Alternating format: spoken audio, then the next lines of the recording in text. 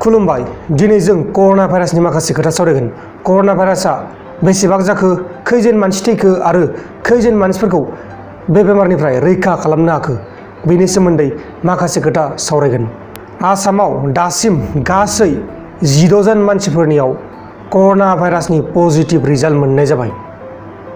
दा बे आसामा खौराङाव फोसावनाय बायदिब्ला सेकेन्ड स्टेजाव सहैबाय होननानै फोसावनाय जादों। आसरित! आरो बेनि गेजेरावनो हिनजाव मानसिबो ओंखारबावबाय। हिनजाव मानसि गैयामोन, नाथाय जोंनि बे आसामाव हिनजाव मानसिबो ओंखारबाय। आरो बिसोर सुबुंफोरा गासिबो मुस्लिम मानसि गोजा। बिसोर मुस्लिम मानसिफोरा दिल्लीनि मोनसे जायगायाव मिटिं खालामदोंमोन। बे मिटिङावनो एटेन्ड खालामदोंमोन बिसोरो। दा बेनिनो न'खरनि मानसिफोरा सन्देरला जोब्बाय। आसरित! बिसोर गिलु बालु भाइरासखौ जेबो सानालासिनो मिटिंसो खालामबावदोंमोन। दा मोनबायना मजाया? लोगोसे भारत हादराव गासै 836 मानसिफोरनियाव बे कर'ना भाइरास बेमारा गोसारबाय। बेनिनो 144 मानसिफोरखौ बे कर'ना भाइरास बेमारनिफ्राय रैखा खालामनो हाबाय।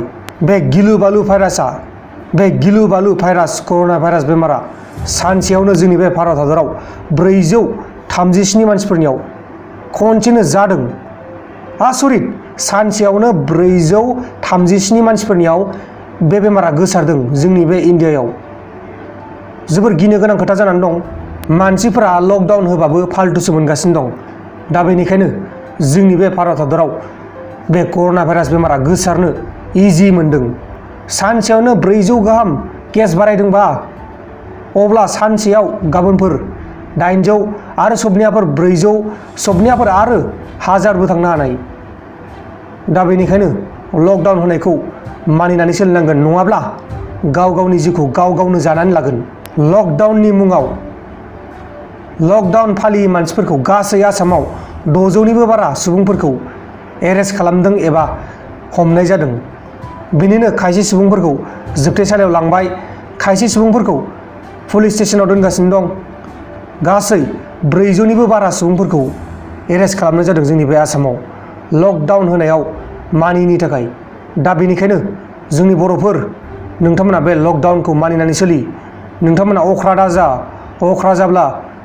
अख्रा जायोब्ला जोबथेसालियाव सोजागोन, बुजागोन, खिगुजासे बुजागोन। दा बेनिखायनो जोंनि बर' रायजो राजा नोंथांमोना बे लकडाउनखौ मानिनानै सोलि, नङाबा बुजागोनबो पुलिसफोरजों। बुजायनायाथ' गोजाननि बाथ्रा, लांजागोन जोबथेसालियाव, दालि ओंख्रि जानांगोन।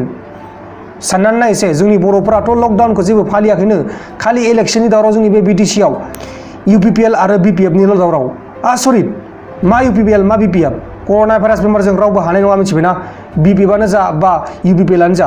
आरो बिथां हाग्रामा महिलारिया जोंनि बे आसामाव कर'ना भाइरासआ फैनो हाया होननानै रोखा बुंना लादोंमोन। दा मा जाखो? दा जोंनि बे आसामाव गासै 16 जन मानसिफोरनियाव जाबाय। आरो गाबोन बारायबावगोन, सबनिया बारायबावगोन, बारायबायानो थागोन। जोंनि बे BTCआवबो मोनहैनो हानाय। मानो होनोब्ला जोंनि बे बाक्सा डिस्ट्रिक्टनिफ्रायबो थांदों, जोंनि बे गसाइगावनिफ्रायबो थांदों दिल्लीनि मिटिं जानायाव। बे बेमारा गोसारनो बारा गोबाव नाङा, दसेबो नाङा। जुदि आंनाव बेमार दं, नै आंनि खाथियाव मानसि दं, अब्ला बिनियावबो गोसारगोन। दा बेनिखायनो गाव गावनि जिउखौ गाव गावनो संरैखा खालामनांगोन। आरो जुदि नोंथांमोना गुजुदोंब्ला, लोमजादोंब्ला थाबैनो डक्टरनियाव थां। गिनाङा, नोंथांमोना गिनाङा। 104 नाम्बाराव फन खालामनानै खोन्थाहर, आंखौ गुजुबाय थादों, आंखौ लोमजाबाय थादों होननानै नोंथांखौ नोंथांनि न'सिम लांफैगोन। 104 नाम्बाराव फन खालाम, जोंनि बे आसामनि टल फ्रि नाम्बार। कर'ना भाइरासनि थाखाय बा माबा मोनसे बेमारनि थाखाय बे नाम्बारखौ होनाय जादों। बिथां हेमन्त बिश्व शर्मा सारा रोखा बुंनानै होदों। बिथाङा 104 नाम्बाराव जुदि नोंथाङा गुजुदोंब्ला, जुदि नोंथाङा लोमजादोंब्ला फन हरनानै खोन्थाहरनो थिनदों।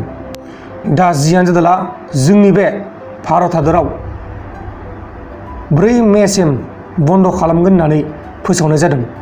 4 मार्चसिम, मास मोनसेनिबो बारा दंबावो। 4 मार्चसिम बन्द' खालामगोन जोंनि बे इन्डियाखौ, लकडाउन खालामगोन। बिथां नरेन्द्र मदि सारा रोखा बुंनानै होदों।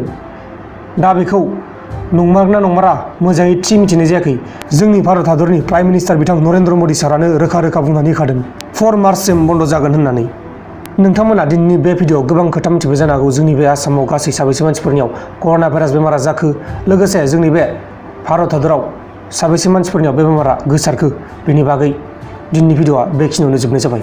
जय बर' हारिनि जय।